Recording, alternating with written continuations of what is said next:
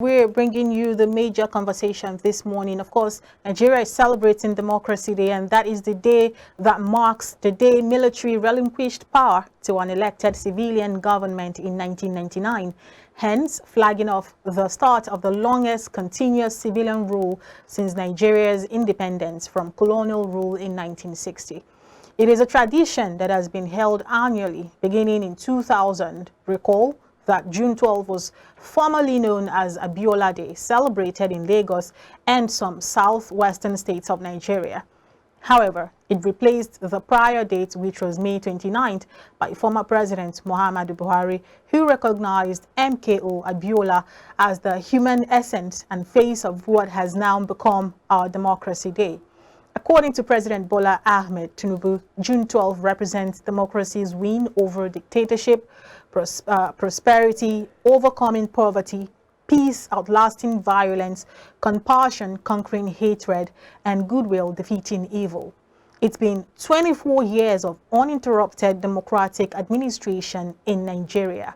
Can this trend be regarded as 24 years of government of the people, by the people, and for the people? And that is the big question on the lips of many. This will form the bulk of today's conversation.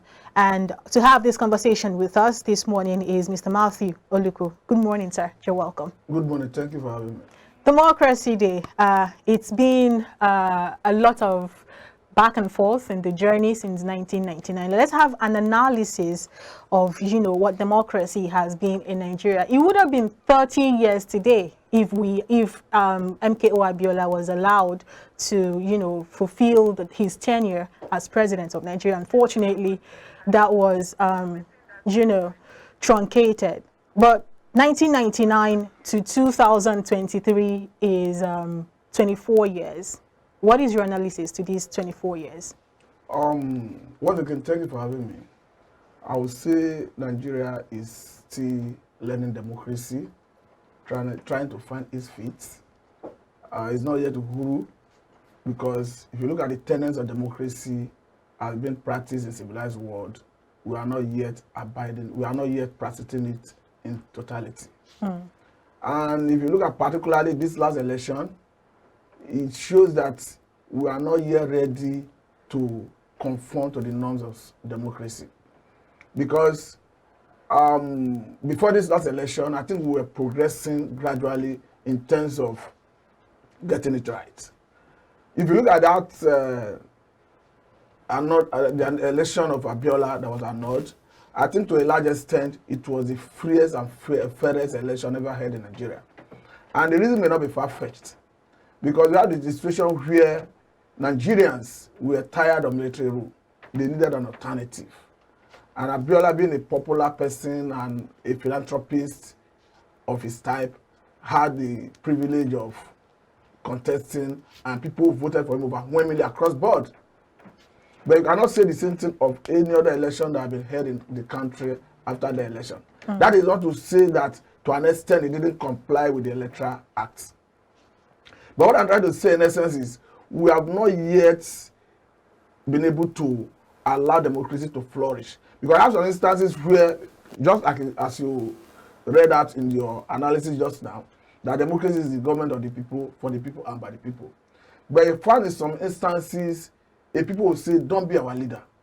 You see all these leaders will tell you, I want to lead you. I will lead you by force. We don't want you as our representative. You see people come with force to intimidate, to force themselves on the people. They say, I must lead you. So until we get rid of all these elements and strengthen our institutions to deal with such individuals, I don't think we are getting it right yet.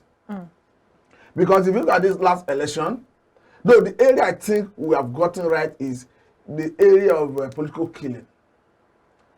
Because in 1999 and some years after that, we had so many allegations of political killing that may not be investigated, but there are insinuations that it has to do, most of those deaths has to do with political killing. But I think currently we are not seeing such. So it means we are growing. But in the area of the election proper, I think a lot needs to be done. I recall the election that brought Yar'Adua. Yar'Adua as a president acknowledged that the election was marked with irregularity. and he was prepared to carry out a reform of the Electoral Act and ensure that subsequently election will meet the set standard. But unfortunately, he didn't live to do that. Yeah, this last election had a situation where there is so much disappointment. People were disappointed in the umpire itself. I tell you personally, I was disappointed in the umpire. If not for any other reason, on the reason that they reneged on their promise to transmit election result electronically. And I begin to wonder in the next round of election, what will INEC tell Nigerians to convince them to come out to vote? Because for me, I am envisaging a serious level of voter apathy that we have not experienced before in this country. So for me, in that area, we are still struggling.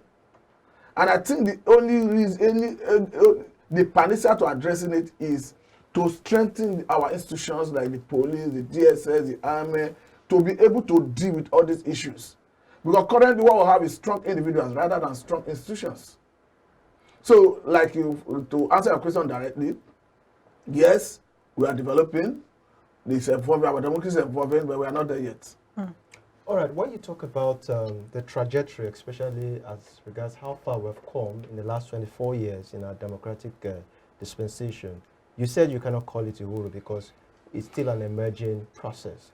You know, you've spoke about the fact that, okay, these are the areas where we've gotten it right, especially with regards to political killing, which has reduced. Not saying it has never happened. It has drastically reduced. Okay, fine, it has drastically reduced. Let me take that word from you. Now, in the area of strengthening our institution, you talk about the security apparatus. It's a bit blanket for me. What do you think in terms of practical steps could be taken to strengthen one of our institutions? Let's take, for instance, the security apparatus. I think if you want to do that, the way and manner the IG of police gets to office and removal should be addressed. Because there's a saying that says that he who pays the piper determines the tone. So if the IG knows that he is at the mercy of the presidency, irrespective of the constitution, he will always down to his tone. I'll give you an instance of Israel. Benjamin Netanyahu, as a prime minister of Israel, was questioned 5 times as a sitting prime minister by Israeli police. It was made possible because over there you have a strong institution of police. Without prejudice to the president of Nigeria or any other past president, it is not possible for Nigerian police to question a sitting Nigerian president. It's not possible. Now, let me ask you a question. What does the law say about the appointment of the IG of police? The law permits the Mr. President to nominate, send to House of National Assembly for confirmation, and the swearing it takes place. What I'm trying to advocate is, let us have a system that protects that office, that do not give one man the opportunity, the power to hire and fire. Okay, so when you say the name or the nomination is presented by the president and sent to the House for approval, where does the issue of he who pays the viper dictates the tune comes in? Because the president has the power to hire and fire. What I'm trying to say is that the laws should be amended in such a way that without recourse to National Assembly, you may not have the unilateral power to fire. That way, the office, the person who occupies that office feels protected and have the liberty to exercise the authority that comes with that office without looking at one man that he may not, when he offends him, he may decide to go against him. All right, we just talked about one aspect of the security apparatus, which has to do with the IG of police, how it comes in and how it goes out. The same thing is applicable to all the service chiefs. Now, what do you talk about when it comes to recruitment? What do you talk about when it comes to the satisfaction of their duties? What do you think about the issue of remunerations and their salaries and all of that? When it comes to recruitment, I think there is equally a lacuna. Okay. Because recently we had an issue where the IG of police have to go to court with the Police Service Commission. And I don't think that issue has been resolved. Because I have an issue where the police was recruiting and Police Service Commission went to court to say they are the one that is falls under their purview to do the process of recruiting.